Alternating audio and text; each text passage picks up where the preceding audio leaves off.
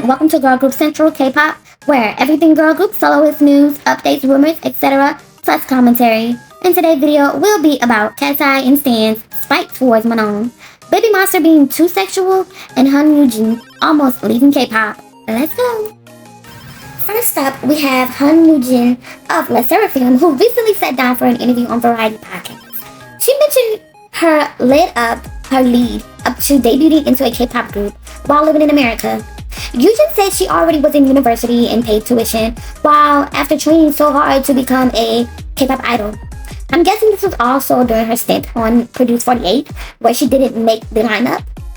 Despite being a fan favorite and well-liked among K-nets, she said she was going to give up and just call it quits, until she got a call about she will be debuting with her now group lesserafim. Yunjin always seemed like an ambitious girl and someone who is serious about craft. She even talked about how she wanted to change K-pop. Despite people making fun of her for it, I think it was a brave thing to say and shows she took her craft seriously. Her re-explaining this on the Variety podcast definitely proved what I said. She just acted about what she does and take it seriously, which I know a lot of K-pop fans don't really get to see a lot in K-pop since everyone mostly are robots. However, I am glad Yunjin decided to go to Korea and grace us with her debut. Moving on to our next topic, which is the mess katseye has going on. Their fandom literally can't stop talking about Manon and how they're disappointed in her decision to be on this, quote, hiatus, unquote. The katseye fandom keep mentioning how Manon never really wanted to be in a girl group for real, or at least work for her fame. I mean, the girl was literally pushed as the visual and that's it. And I can see how she felt as if she didn't have to work for shit. Fans even pointed out how she reacted to her schedule for a full day or week work, and it wasn't cute. I may not care for Manon, but how was she supposed to react to her schedule?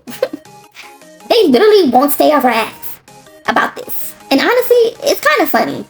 Not only is the fandom spewing hateful rhetoric, katseye themselves kind of are as well. They have said that they understand that Manon needs time to heal during her hiatus. However, why weren't they speaking like this during the peak of the whole thing? And everyone saying shit about her and them. Why speak now when people already made up their mind and barely give a fuck anymore because of the whole thing? Even celebrities were being messy and sending quotes, hearts and love, unquote, towards Manon. Hell, even Manon was soaking this in and not saying nothing. Some of the family members were acting shady. These girls are weird as fuck. And I feel as if they were trying to cover their butts to make themselves look good. So miss me with that BS. Now lastly, we have babymonster Chiquita. Shaking my head. Lord. I can really make a whole video about how sexualized K-pop is, especially towards girl groups. Chiquita is not the first or even the only one in K-pop at the moment behaving as such. The behavior being very grown and sexual.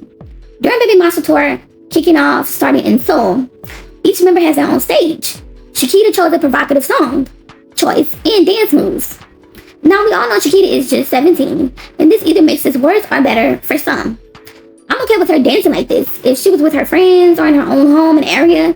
Yet, that's not the case. She was on stage with grown men and women watching her.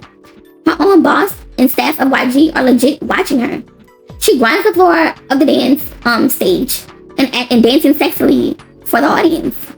This being weird as F, because why can't you just dance instead of trying to seduce the audience for some weird reason? I'm sure your fans want to see your talent, not you trying to show sexiness. Ma'am, you're 17. It's not really giving sexy as you may think. This was all over the timeline and met with regret. Instead of her fans understanding that it's okay to disagree with pungent behavior, even if just people who don't stand them, we don't have to do this. Look, I don't know if those people were insides, but they were right. Why is a 17-year-old doing all of this on stage, especially to show off their talent? Imagine if their parents or her family was there. Awkward. I'm not surprised at this since a lot of the members dress older than their age or just act provocative, and it's been this way since debut, starting with their idol life and now their real life. Believe it or not, K-pop girl groups are set up to sell sex, which is why they mainly are successful to sell sex and beauty. I know this may be hard to hear, but it's true, in my opinion. This is why K-pop girls have pre-dated videos of them dancing sexy and provocative. And they are like that, being under 18. No one thought that was weird. Hell, there's even a thing such as hill dancing. That's the proper thing these girls learn before actually properly dancing. It's dancing sensually. This won't stop with Chiquita or even 5th Gen. That's all for today's video. Let me know how you feel about Chiquita and her dancing. Yunjin almost quitting Idol World, and Katseye little feud. Mwah, toodles. Where the hood niggas at? Where's the hood niggas at? I'm looking for the hood niggas. Come on, come with me.